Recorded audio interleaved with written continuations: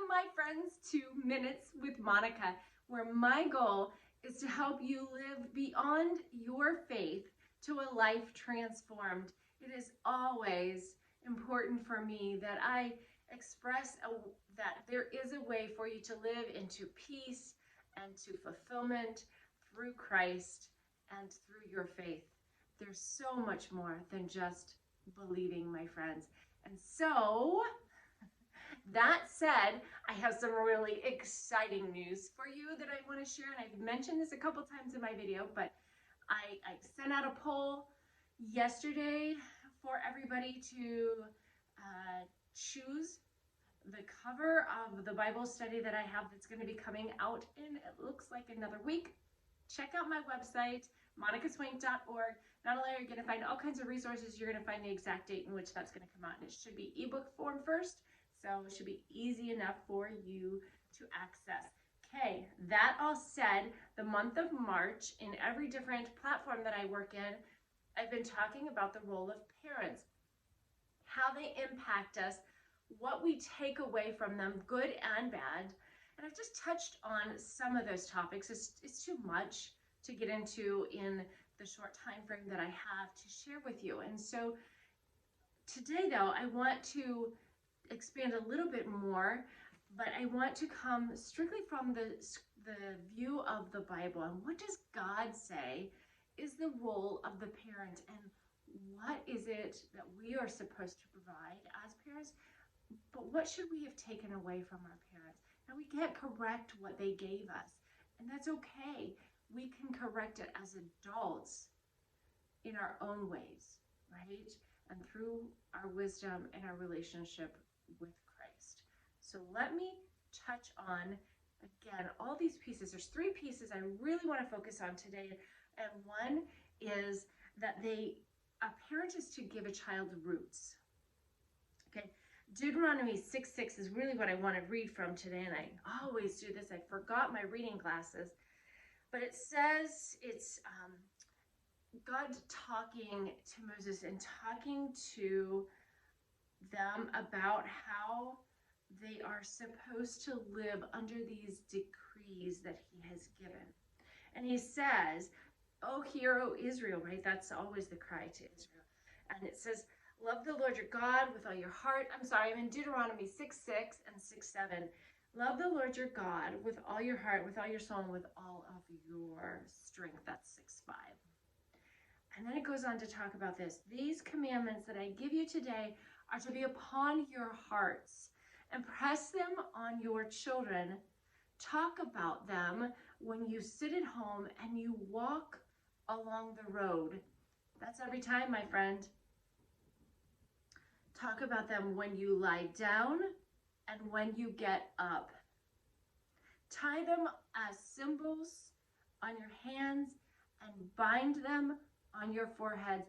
Well, the Jewish tradition has such an amazing story when it comes to that, the things that they do to remember them. And I'm sorry, I'm extending these a little bit further because I wanted you to hear what that says. So that's 6:8 and into 6:9.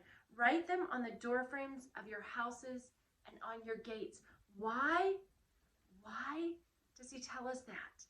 Well, it provides health for us. Let me give you one more. Proverbs 22:6 talks about training a child up in the way that they should go. And again, this provides health for us. So when we remember and we recall those instructions that our parents gave us out of Scripture, or that we offer to our own children out of Scripture, it provides a sense of health, okay, in the emotional, in the spiritual, in the physical. It is God's promise that if you do what I ask of you, then it will go well with you. There is an element of health in that, okay? The second thing I want to share with you is this idea of it provides discipline. The parent role The parent role provides discipline for the child, okay? But there's a way in which that's supposed to occur, and you and I aren't always going to agree on that, and that's okay. But let me share with you what I think is said here. In Proverbs 13:24, it says this idea of sparing the rod. And you and I are going to probably not agree 100% on this. I don't think that's a physical rod. I think this is the idea of discipline. When you discipline anyone in a way that is loving and is kind, it's encouraging and it teaches them. So the idea here is to discipline them. Teach them in ways that will discipline them in all aspects of life, okay? So the point is, don't spare your discipline. Always be willing to discipline if there's a need. Ephesians 6:4 says, don't provoke, but instruct. I'm going to come back to the provoke part. Don't provoke, but instruct. There's value in instructing somebody. If you are a new employee and you go into a job and you don't know what you're doing, it's very difficult to do.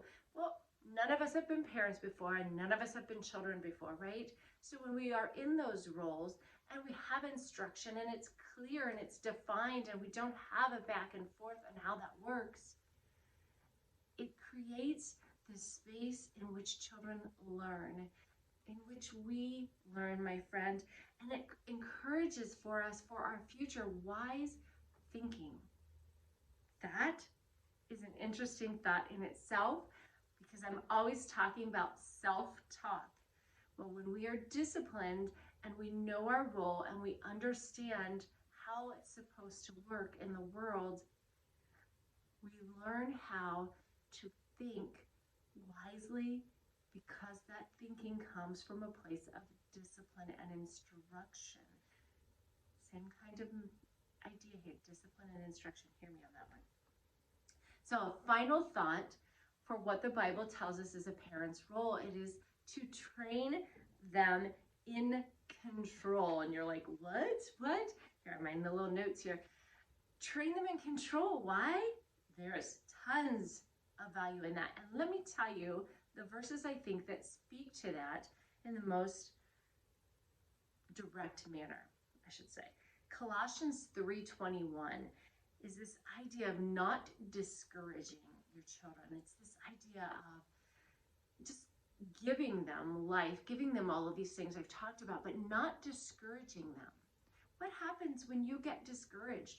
What happens if you are the child who was raised up in a home in which you felt discouraged a lot? It has great impact on you. It impacts and influences not just your thoughts, but your behaviors.